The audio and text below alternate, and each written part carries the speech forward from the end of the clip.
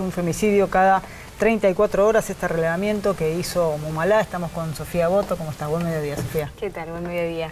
Bueno, cifras en total, 259 femicidios en todo el país, con provincia de Buenos Aires, que se lleva la gran parte de la cantidad de femicidios que ocurren. Sí, bueno, en el año 2018, durante todo el año, lo que relevamos fue, como decías al principio, un femicidio cada 34 horas, nos da un total de 259 femicidios. La provincia de Santa Fe es la tercera en cantidad, pero también hicimos un análisis que en otros momentos no lo habíamos hecho, que era la relación entre la población y la cantidad de femicidios, y las tasas más altas están en un lugar bastante simbólico como es Chubut, por ejemplo, un lugar donde el año pasado se hizo el Encuentro Nacional de Mujeres, en la provincia de San Luis también hay una tasa bastante alta, en Neuquén. Pero bueno, lamentablemente seguimos contabilizando femicidios y además empezamos un 2019 donde en los 3 primeros días conocimos 3 casos de femicidios y además algunas denuncias, al menos 5 denuncias de abusos a adolescentes, a mujeres muy jóvenes, donde, bueno, quizás nos podríamos preguntar si no son situaciones que usualmente pasan. Y en este contexto hay un momento amplio y de apertura para poder denunciarlo, ¿no? Cosas que antes no se denunciaban, por vergüenza, por temor. Estas cifras que ustedes pudieron relevar, ¿son oficiales o ustedes las van sacando de las publicaciones que van saliendo en los distintos medios gráficos o televisivos? Son oficiales porque, digamos, la cientificidad, digamos, que nosotros le ponemos a la investigación tiene que ver con datos que relevamos de medios gráficos y digitales que además tienen una contraparte en cuanto a si hay denuncias judiciales o si en realidad si bien son casos comprobados que existen. Eso a veces nos deja un margen de probablemente no contabilizar algunos casos que se puedan suceder o muchas veces no tomar situaciones como suicidios que pueden producirse como consecuencia de la violencia o también otras situaciones que suceden. Nosotros también tenemos en cuenta, por ejemplo, quienes se suicidaron posteriormente, agresores que se suicidaron después de cometer femicidios. Y eso a veces no entra dentro del circuito judicial, justamente porque no hay caso para juzgar. Pero bueno, sí lo tenemos en cuenta porque en las noticias lo solemos encontrar. Sofía, sigue siendo un delito muy difícil de prevenir, de asistir, porque en general lo que son femicidios o el maltrato se da dentro del ámbito casi privado, siempre es un familiar, pareja, expareja. ¿Qué es lo que está faltando en lo que hace a políticas de prevención y de asistencia para tratar de achicar un poquito estas cifras? En principio, sí, reafirmar que nosotras seguimos contando y teniendo en cuenta el registro de femicidios que el lugar más inseguro para las mujeres son sus hogares.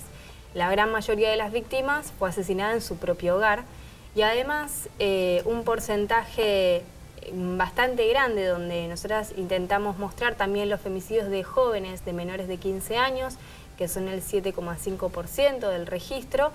La gran mayoría de ellas fue asesinadas por un familiar y además el mismo porcentaje fue abusado o violada. ¿De estos casos hay algún registro de denuncias previas de maltrato? Sí. ¿En todos los casos? No en todos, pero en un porcentaje que cada vez es más alto. Si nosotras vemos la tendencia desde el primer registro que hicimos en el 2015 hasta ahora, antes contabilizábamos que de esa cantidad de femicidios, un 12% hacía una denuncia. Y hoy estamos hablando que un 21% de las mujeres que terminaron asesinadas habían hecho al menos una denuncia y el 13% tenía al menos alguna medida dictada de protección o una restricción de acercamiento o un botón de pánico que lo había dictado la justicia, es decir, el Estado, y esas mujeres no les fue garantizada su vida claramente porque terminaron asesinadas. Y ese claramente es un obstáculo que tenemos que resolver y que el Estado tiene que brindar. Hay algo que sigue fallando en estos mecanismos. Vos mencionabas el tema de que ahora hay más denuncias, que se plantean más el tema de la violencia de género, maltrato. ¿La mujer siempre tiene razón? Porque digo, está muy cuestionado. Ahora, después del caso de Artés, hay algunas personas que empezaron a cuestionar. Cuando digo, hay una víctima que denuncia algo, primero escuchemos, ¿no? por eso la pregunta. Sí, para nosotras el punto de partida es creerle a las mujeres. De hecho, todos los estudios que existen muestran que las famosas denuncias falsas estamos hablando de un porcentaje muy chiquitito en cuanto a la realidad.